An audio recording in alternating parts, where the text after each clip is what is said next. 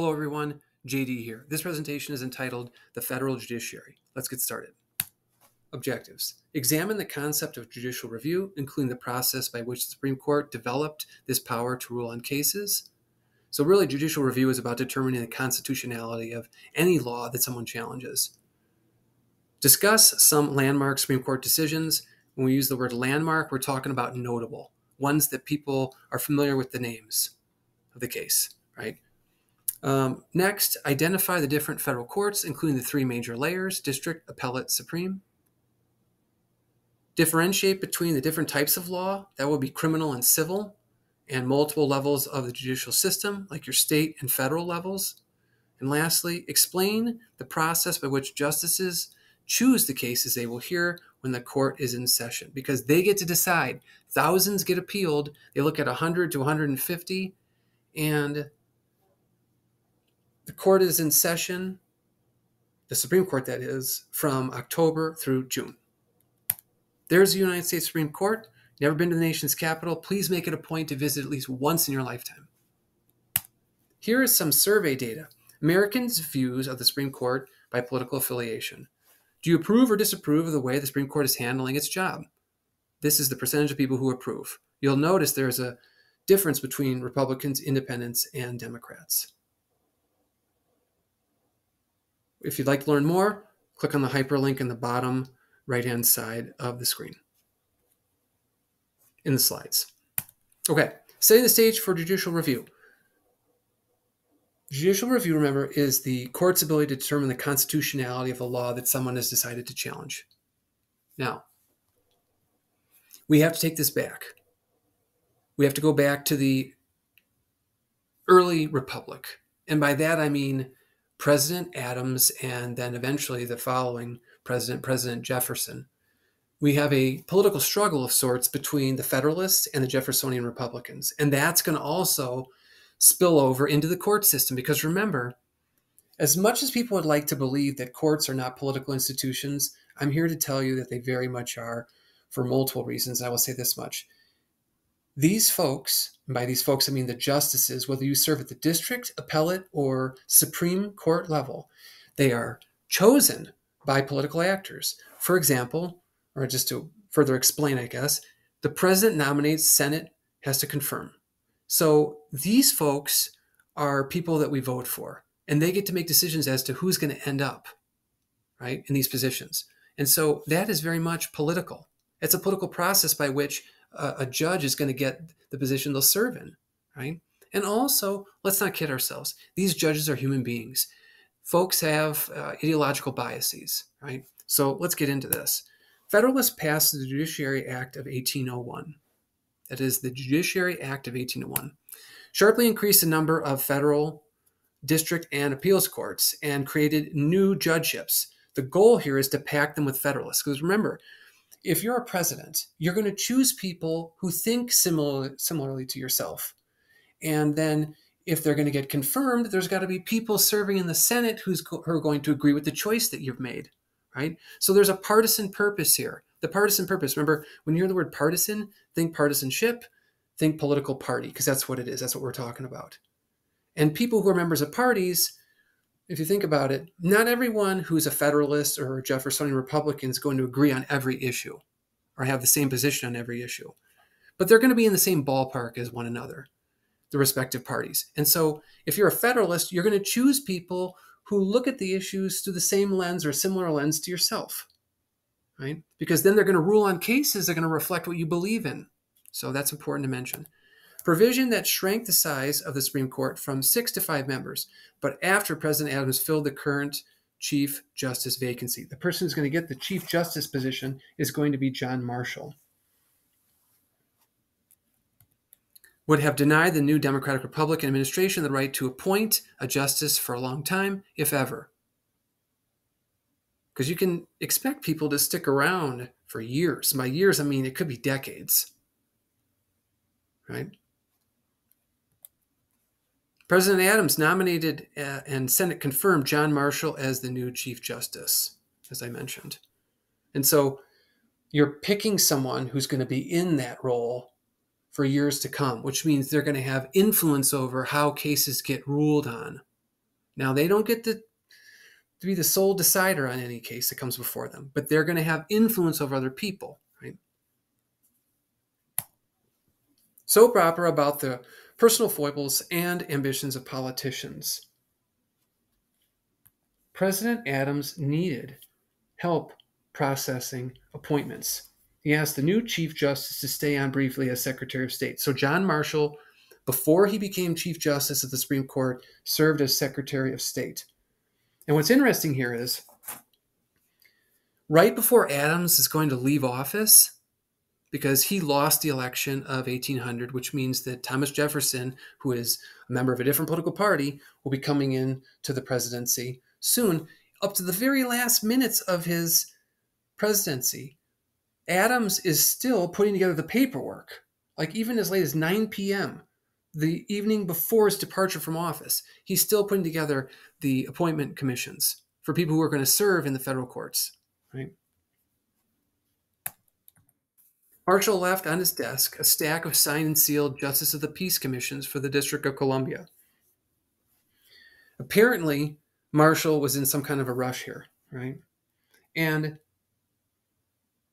these were 5-year positions created to reward loyal Federalists. Remember, this goes back to my point about political parties matter. And so the Federalists want to maintain some kind of control. They might have lost the White House, but they can still exert influence in the judicial branch if you appoint justices who think similarly to yourself, right? So, I also want to add this here. John Marshall, this is also responsibility of the Chief Justice, had to the next day deliver the oath of office to the new president, Thomas Jefferson. When Jefferson saw some of these commissions, these appointment, let's call it appointment paperwork, some of the commissions lying around the office, Jefferson ordered that they be withdrawn. So this is very much a political move,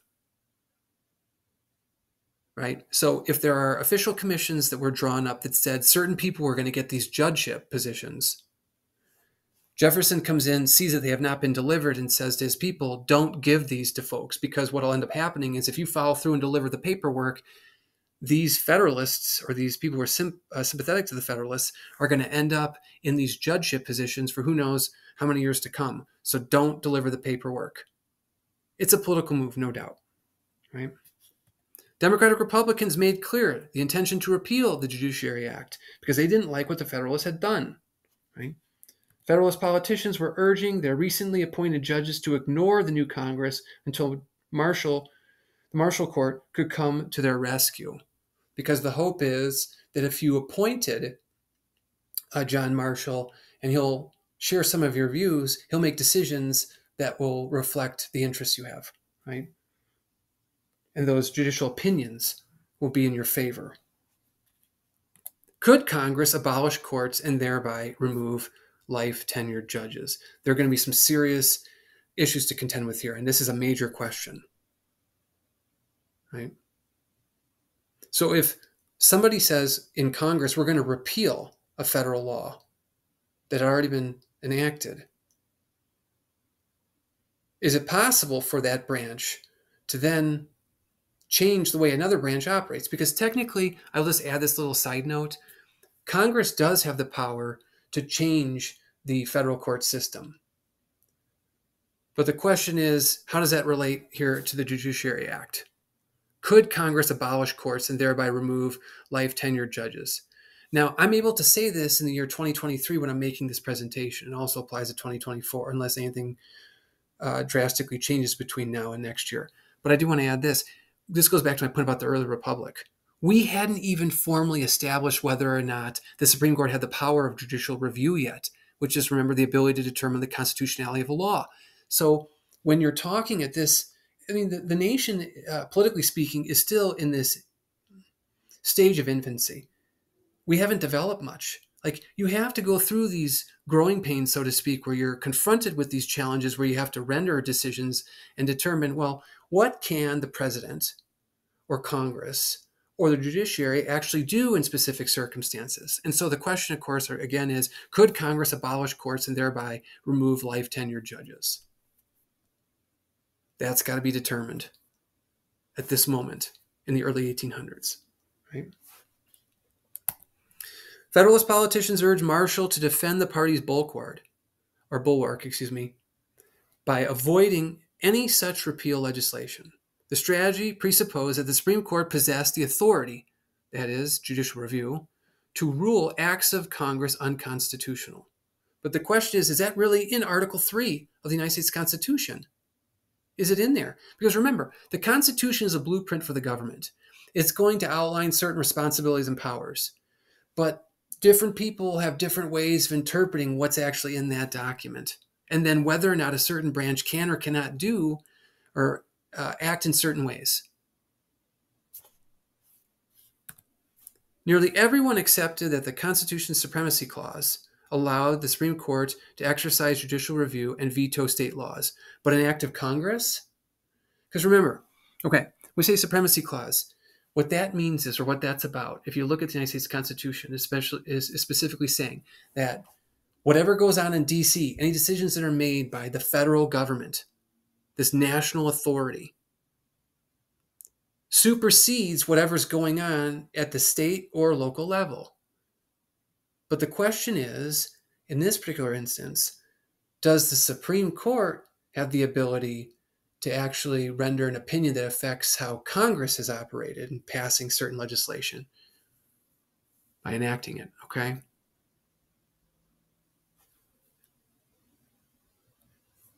Are there any other details I want to add before we move on? Okay. On February 3rd, 1802, by a 16-15 vote, the Senate repealed the Judiciary Act and eliminated the federal judgeships. The House passed the repeal a month later. Political winds had changed direction. I think it's fair enough to say by the early 1800s. Because I do want to add this, and you talk more about it in a U.S. history class, but this went once, I should say, President Adams left office, it's the last time the Federalists would have any control of the White House ever again. It was over. They would never again have control of the White House. And that party eventually ceases to exist. Okay. On March 2nd, 1803, the long-anticipated showdown over the Judiciary Act ended badly for Federalists. In this case, Stuart v. Laird. Congress had the authority under Article 3 to reorganize the judiciary. This is going to be a Democratic Republican or a Jeffersonian Republican, whichever name you prefer. It's going to be their victory, right? Just looking at my additional notes here. And we're going to have Marbury versus Madison, which is a really, really significant case. This is going to be the first instance of judicial review, 1803. William Marbury and several other Federalists who had been denied their 11th hour Justice of the Peace Commissions appealed to the Supreme Court for redress. They asked the Supreme Court to issue a writ of mandamus, that is, a judicial instruction to a government officer to perform his duty, which in this case means deliver the commissions. So remember, Adams is leaving office. Not all the paperwork got delivered to people, so that these folks who were chosen to become federal judges, unless you have the paperwork, you don't have the position yet, right? It's kind of like jobs, and I will say this little side note.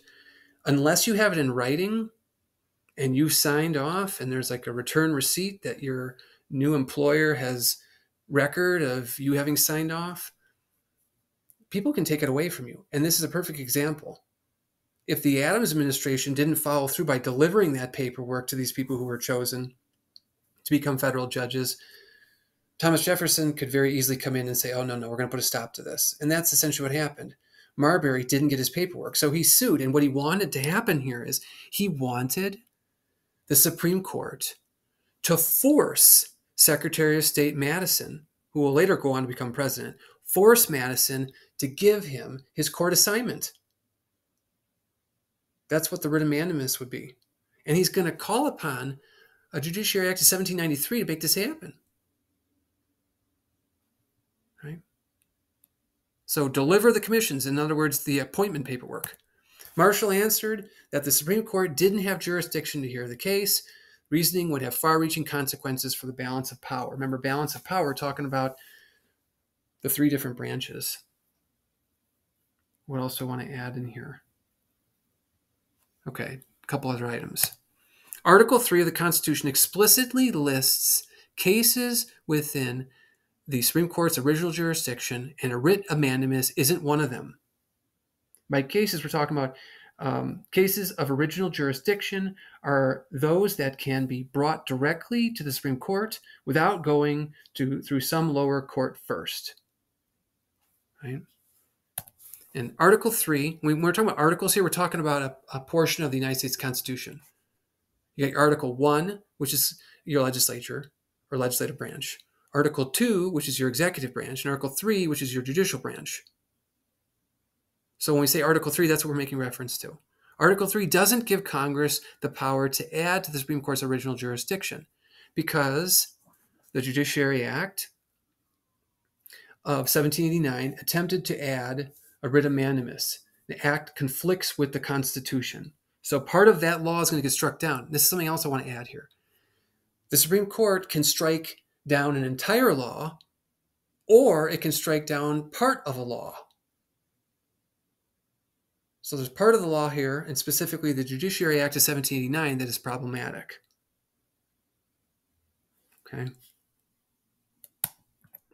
Deliver the conclusion that solidify the Supreme Court's power of judicial review. Constitution is the supreme law of the land. Acts of Congress that conflict with the Constitution are unconstitutional and thus void. So this does answer that question. Can the court make a decision about another branch of government at the federal level? And the answer is yes. So the Supreme Court can look at an act of Congress, either part of it or the law in its entirety, and say, I'm sorry, that doesn't square with the Constitution, so it has to go. I also want to add this too. The word jurisdiction has been used. Jurisdiction is just your range of authority. Okay.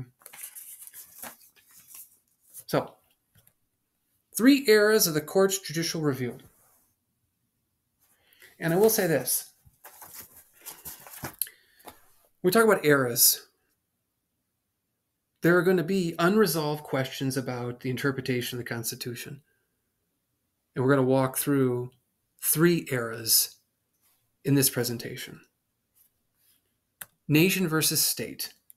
Under Marshall's leadership, that's Chief Justice John Marshall, the court generally favored national authority when it conflicted with states' rights. I do want to add this too. That phrase has become very popular, states' rights, but technically states don't have rights, individuals do. Please keep that in mind. All right, please keep that in mind. Nations or national governments' legitimacy was independent of and superior to individual states, and concluded that the power of judicial review applied to the action of state governments. Here is an example: McCulloch versus Maryland, 1819, and national supremacy. What we have here is this. There were people who believed that in order to really help the growth of business, trade, so forth, that a national bank would be really useful. Now, the concept of a bank today is not controversial. People might get worked up about interest rates, but the concept of a bank in general is not controversial. Historically, going back to the early republic, it certainly was to some people, because there were people, specifically like farmers, who thought that essentially the bank would only advance moneyed interests, like business people. And so there are folks who are going to disagree with the federal bank. They don't want it to exist in the first place. So what we have here in this particular case is the Federalist Party had given a green light to a national bank. The Jeffersonian, i.e. Democratic Republicans, didn't agree with it. A lot of people who were in the world of agriculture, they viewed the national bank with suspicion. So they're going to push back. And so at the state level, Democratic Republicans decided they were going to tax the bank in order to get rid of it. Only problem is this, though. If the national bank is an extension of the national government, if it's just a part of it or an extension of it, however you want to look at it, A state government can't go after part of the federal government. It doesn't work like that because you're going to run into problems. State taxation of federal property or its activities was unconstitutional under the necessary and proper clause, gave Congress, okay, this is what I want to say. Let me back up and give a little more context here so it makes, I think, more sense. Okay, what's the justification for creating this bank? Well, the people who supported it, people who believed in it, said the necessary and proper clause gave Congress broad mandate to use all means which are appropriate, quote unquote, to carry out any of its explicitly enumerated powers unless constitutionally prohibited. In other words, they're going to look at that document, the U.S. Constitution, and going to say, well, we have these enumerated powers. We created this for good reason. And there's nothing in there that says that we can't. And here's a problem. States that disagree with it, that don't want the bank to exist, don't get to tax it out of, into the ground, so to speak. They don't get to tax it into the ground because they disagree with it politically. So they lost. And by they lost, the they is here as the Democratic Republicans, they lost. Right? What do I want to throw in the mix here? All right, I do want to add this. The state argued that in absence of any provision in the Constitution explicitly authorizing Congress to charter a national bank, the national government had exceeded its authority. That's the state argument against the national bank. But the Federalists and people who support the national bank, they believe that the Constitution says we can do it because this falls under the enumerated powers. And Marshall, he's coming down on the side of the national bank, meaning that he's coming down against the states that want to get rid of it. That's Chief Justice John Marshall. The practical result of this, federal authority trumped state authority. And here's the deal. Think of it like this. We live in a common law system with every time a court makes a decision, that becomes the official law of the land that people have to accept and respect. And it becomes a case that people can refer back to in the future. And so that's also part of how our system operates. This is a big deal. Okay, we also have the Dred Scott v. Sanford in 1857 and states' rights. Marshall Court couldn't permanently establish the explicit powers or state and national governments. Marshall died in 1835. You'll notice this, though. He served in the court there for about 3 decades. So that means you're in that position to help rule on cases for all of that time, meaning you have a major influence on the laws that are determined to be constitutional or unconstitutional for that matter, right? President Jackson selected Roger B. Taney to serve as the next Chief Justice, favored Taney largely because of his advocacy of states' rights, and, true to his reputation, Chief Justice Taney led the Supreme Court away from the national supremacy doctrine that Marshall crafted. And this is where you also see we're going to pivot at times. What will be acceptable for a few decades can change when you get new members of the court. Right? And as a side note, we've seen that happen in more recent years. Okay? We've seen a shift in the Supreme Court, and this is why elections have consequences, to quote one of my colleagues, because who's in the who's the presidency, and then who has control of the Senate can determine who ends up in the federal courts. And then federal courts rule in ways that can definitely have an impact on our everyday lives. Look at the Dobbs decision involving abortion from 2022, for example, right? We currently, as of this recording, have a 6-3 conservative majority. Several years ago, no, but in the year 2023, yes. So that means it's going to have an impact on the direction we go in with the cases we're going to see over the next who knows how many years to come, right? So here we see a shift. Roger B. Taney had a different idea as to how to rule on cases. So he's different from Marshall. Brought the nation to the brink of a civil war by claiming African Americans weren't citizens under the Constitution. That's what this is with the Dred Scott v. Sanford, right? Now, let's get into some details here. Escaped slaves in the North had to be returned to their owners. That's one part of this. Another part of it is federal laws prohibiting slavery north of the Mason-Dixon line unconstitutionally infringed on settlers' territorial rights to self-government and private property. We say the Mason-Dixon line as set in the Missouri Compromise, and I want to add this too.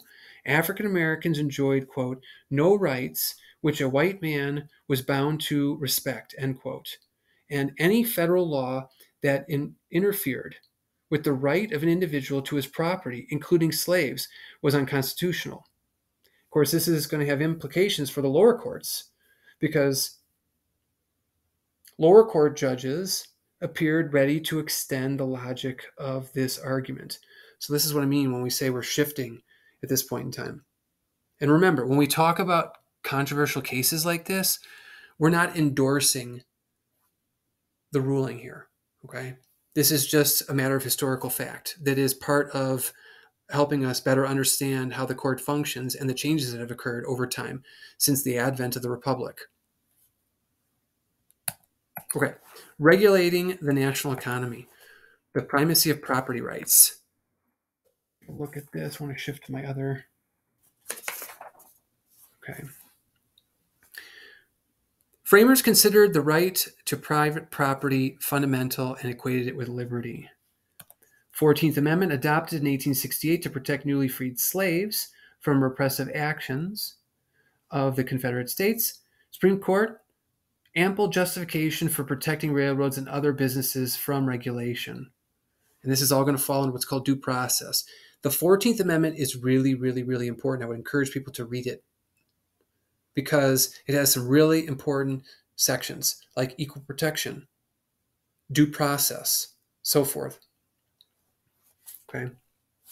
There are let's look here. There are a couple of items we want to mention here. Lochner v. New York, 1905, Supreme Court struck down a New York law restricting the work hours of bakers to a maximum of 10 hours a day or 60 hours a week.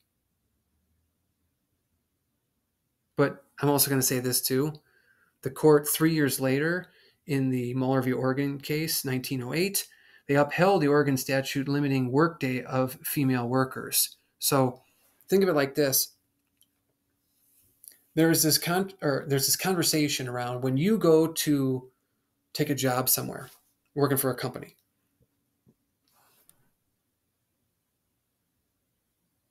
Depending on how you look at the law, how you interpret the Constitution, and how you look at issues, and maybe it has a bit to do with ideology too, is that it's going to impact the way you look at whether or not a person should be able to make a decision with his or her employer, their employer, as to what those work conditions are going to be. In other words, how many hours are you going to be working per day and in total per week? And so you'll notice in this particular instance, the Lochner v. New York case, 1905, that's very business friendly, which is pretty common in that era. But also then you see a bit of a contradiction with the Muller v. Oregon case because that limited the number of work hours for women. However, that case deals more with gender and the way people perceived women at the time. And I will say this, if you were to take my HIST 111, we actually read the Muller v. Oregon case, right? During the 1920s, the Supreme Court became decidedly more conservative on economic issues and, with unprecedented vigor, struck down laws regulating business in state after state. Looking at this, like you think about it, private property, this concept, people owning companies, people getting to make decisions about how their company will operate. Because you think about it, what is a regulation? It's government intervention. It's government making a decision as to what an employer, a company, can or cannot do. Well, if the members of the Supreme Court are leaning more in a pro-business direction, they're going to want to limit regulation because limiting regulation in their minds is actually then uplifting the rights of the people who own the companies themselves. All right. So keep that in mind here. And you can explore more of this in History 111 if you're interested. a national consensus and the court's about-face. Shortly after his landslide election in 1936, President Roosevelt, this is Franklin Roosevelt, proposed a plan for revamping the judiciary. Most controversial provision allowed the president to appoint an additional Supreme Court justice for every sitting justice over 70. This is called the court packing plan. It didn't go over very well. Public reaction to the idea was generally negative, and legislation failed in Congress. Right? And this goes back to the whole point about Congress can pass laws that impact, well, the structure and operation of the federal court system. I mean, they created the whole appellate court system because at one point the appellate courts didn't even exist to sort through cases. And it went from district to supreme. Well, you created a layer in there, the appellate layer, to help sort out cases. That's a little side note. Okay, I want to move on here. President Roosevelt sealed the Supreme Court's retreat from economic policy by filling vacant seats on the bench with appointees who were committed to the New Deal. This goes back to what I said earlier. You choose people to serve in the federal courts that think similarly to yourself because that's who you want in there, because when they rule, chances are it'll be favorable to your political outcome. Right? The rise of civil rights and liberties. During this period in the Supreme Court, concern was the relationship between the individual and government. This really comes down to individual rights. Initially opened the door when it incorporated free speech rights through the 14th Amendment. Other rights soon followed. And I talk a bit about this in another presentation. We talk about selective incorporation. In other words, the 14th Amendment, how did it impact the way we look at other amendments in the Bill of Rights? Okay. Incorporation benefited criminal defendants, and legal forces were assembling to challenge segregation and disenfranchisement. The legal forces, for example, the NAACP, National Association for the Advancement of Colored People, is a long-standing civil rights organization in this country, I think the longest standing. Right? And this is going to be done, this challenge is going to go through the federal court system. Because remember this, if you win at the Supreme Court level in cases like, for example, Brown versus Board of Education, it has an implication for every person, everywhere, at all levels of government. Because remember, there's the supremacy clause. Supreme Court rules, regardless of how people might feel on any given issue in these different states that are quite a distance from the nation's capital, you still have to comply. So winning in the court system is actually advantageous. Okay, moving on. Organizing the judicial branch. Divided we rule. Judicial federalism. Federal and state court systems are divided into layers. Yes. I'm probably going to say a little bit more about that later. I'm going to leave that alone for the time being. National United States Supreme Court is the ultimate arbiter for all cases, which goes back to what I was just saying a second ago. All right, state and local courts are responsible for cases that arise under state law, trial court, appellate court, Supreme Court. Yes, there's a parallel between the way they're set up at the state level and then the federal level, but they definitely handle different types of cases. Here is a table that I put together. You'll see on the left-hand side, you have civil law, right-hand side, criminal law, and then going across in rows, you have state, local courts, cases involving. You got at the civil, you've got contract, tort, property, and family law. And then broken down by misdemeanors and felonies under the criminal side of it, the criminal column. Remember, misdemeanors are less serious. Felonies are more serious. Misdemeanor offenses require people to, usually pay a fine, sometimes go to jail. But felonies, people are going to end up going to prison more than likely. This is, of course, at the state and local court level, because I'm going across left to right. So you got civil, different cases, contract, tort, property, and family. And then going over to the criminal column, misdemeanors and felonies. And we got examples in like petty theft, trespassing, disorderly conduct. Those are misdemeanors. And then felonies, grand theft, arson, rape, and murder. Then on the federal row, we have cases involving civil rights violations or discrimination, First Amendment violations of free speech, free expression of religion, etc. And we have controversy between two states, and bankruptcy, patent, copyright, Native American, and maritime cases. Maritime is law of the sea. And just to give you a quick example, controversy between two states, like for example, Texas, it was an illegal battle with New Mexico and Colorado over access to water from the Rio Grande River.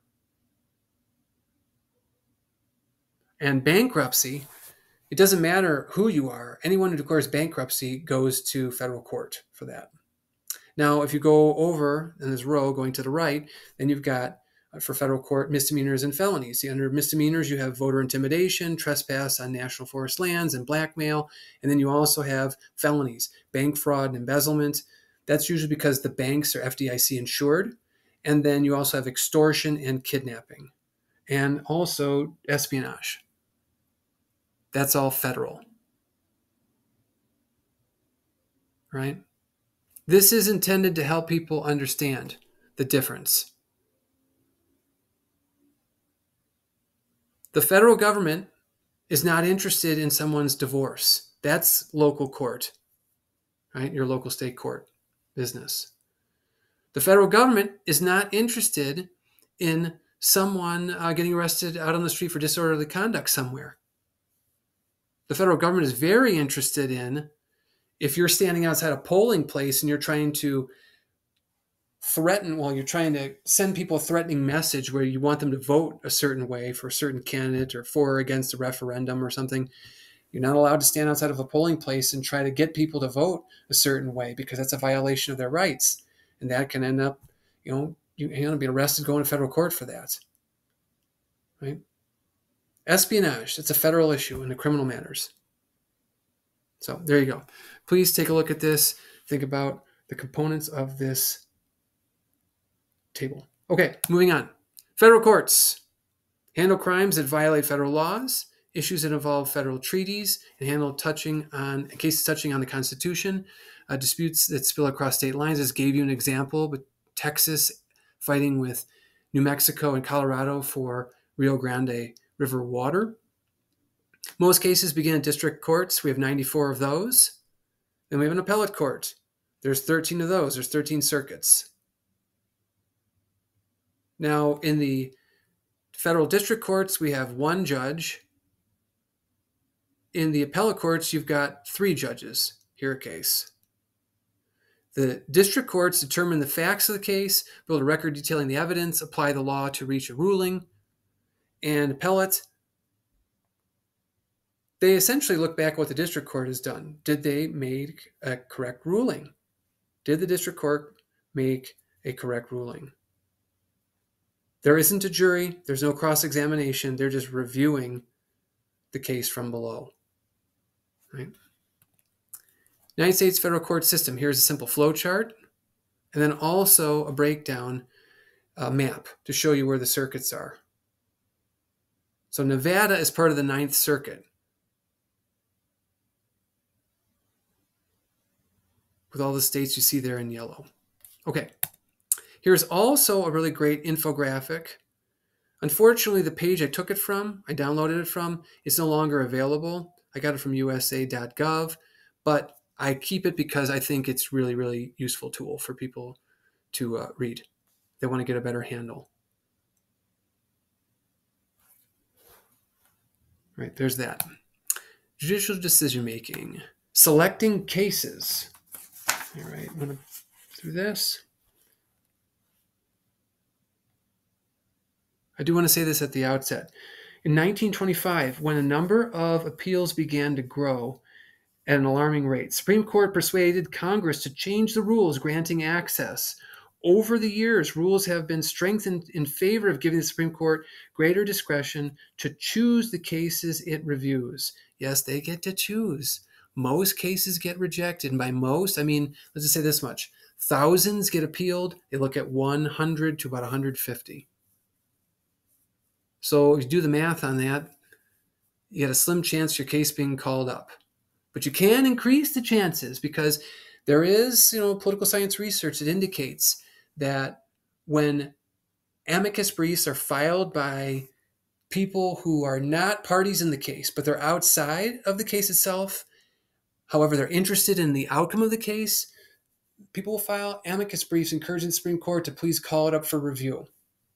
And there's evidence to suggest that those briefs are helpful with that. Litigants must file a writ of certiorari requesting that the Supreme Court order a lower court to send it the records of the trial in question. Gain control over its caseload, for a vast majority of cases arrive by this route, and manage to cut in half the number it hears annually, despite increase in requests. Yeah, the number of requests goes up, but they get to limit and even cut it down. All right. Rule of 4 provides that when 4 justices support hearing a case, the certiorari petition is granted. And lastly, on this slide, Supreme Court is served not by a large bureaucracy, which this is unlike congressional and presidential staffs. Those branches of government have a lot of other people to help them with this, with their work. The Supreme Court doesn't. They don't have that available to them. But they do have law clerks. And I can tell you this. The graduates of the country's most prestigious law schools, those are the people who become law clerks. You'll do this for a year or two. It is a very, very demanding position to hold. You work very, very long hours, very, very long weeks. But I will say this much. If you're coming out of a place like Harvard and you end up clerking for a Supreme Court justice, you're well on your way to building what could be an incredible career. And think of it this way, too. The clerks are definitely involved in tailoring the opinions themselves. So you're right there on the ground floor helping the justice.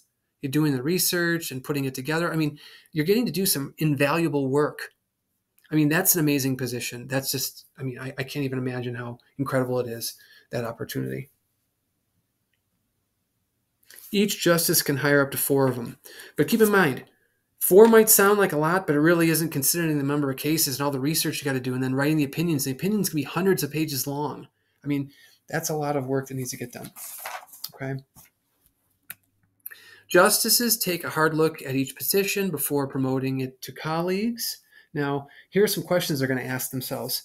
Do the facts of the case allow the court to arrive at a clean decision that will guide the lower courts? And the other question is, will the justice's preference stand a chance of garnering the 5 votes necessary to win if the case is heard on its merits?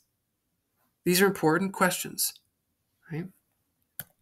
Resolving lower court disagreements, Supreme Court has a strong stake in maintaining standards and coherence within organization.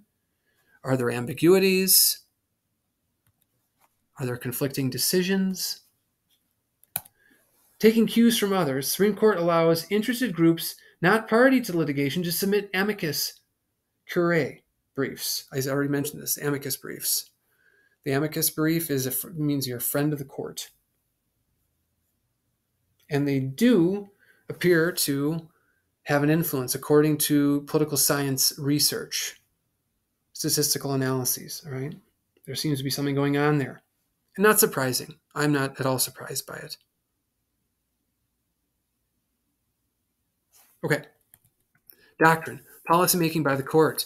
In rendering decisions, the Supreme Court prescribes guidelines for district and appeals judges to apply when trying similar cases. This is known as judicial doctrine. And I want to add the following. Not only does judicial doctrine make their jobs easier, it also provides valuable information for estimating how far lower courts can diverge from the Supreme Court's preferences before being reviewed and overturned.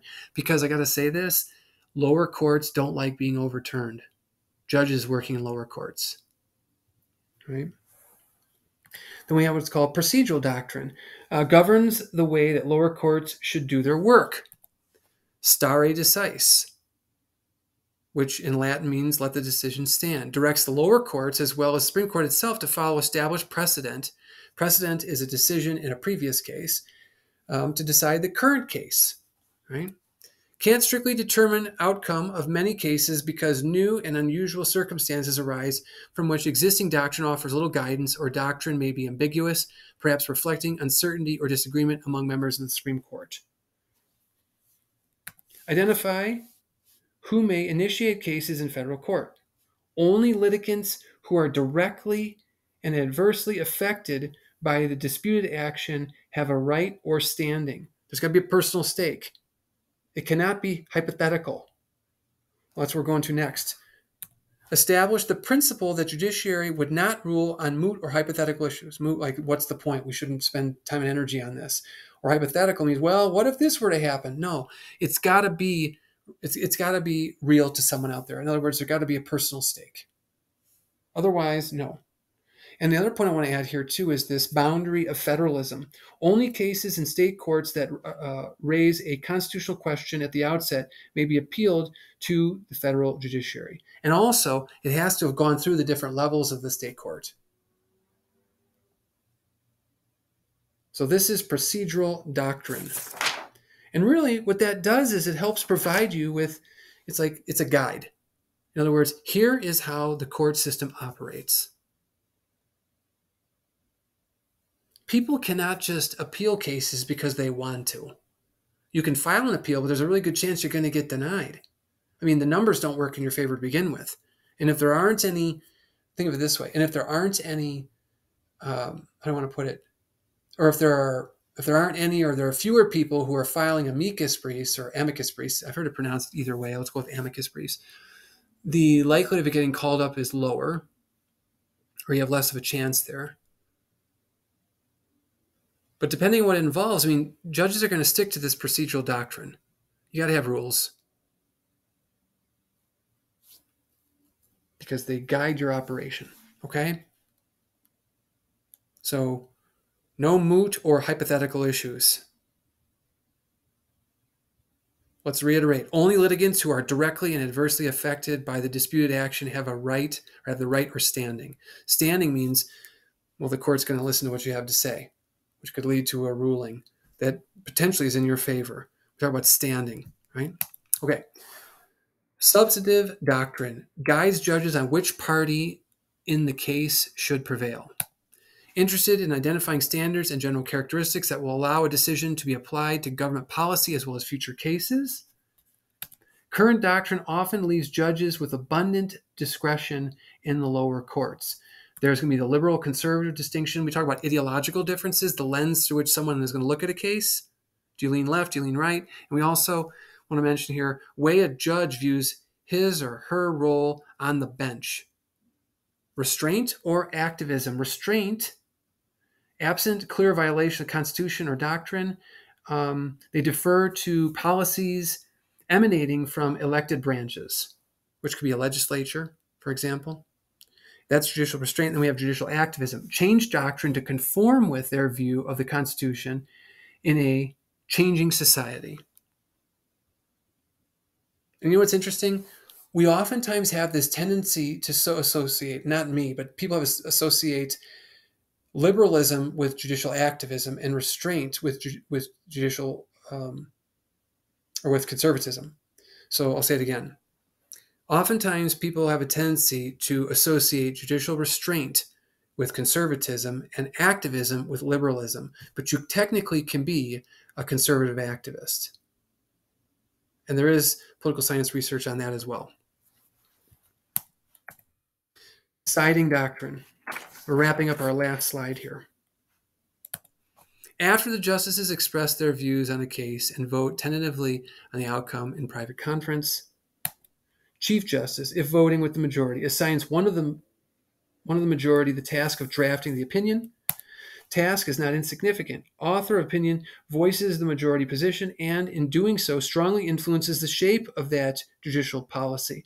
I also think it's important to reiterate the role that the clerks play in this whole process because they really matter here. They're doing the research. They're writing up some of this. Okay? They're playing a role in it. They're putting together the materials or finding the materials that are going to be used. Put it that way. Okay. Closely divided decisions is a modern development. Each has an interest in opinion writing because all justices wish to influence future decisions. Because you're essentially sculpting the law that's going to have, these decisions will have opinion, or decisions will have implications for other levels of government, federal and below. Dissenting opinion, justices who disagree with the majority of the court. And then we have concurring opinion, justices or a justice who has a unique reason for supporting the majority. In other words, you agree with the majority position, but for different reasons than what the majority has written about. Okay? That is the end of this presentation. I want to thank you for listening. Peace.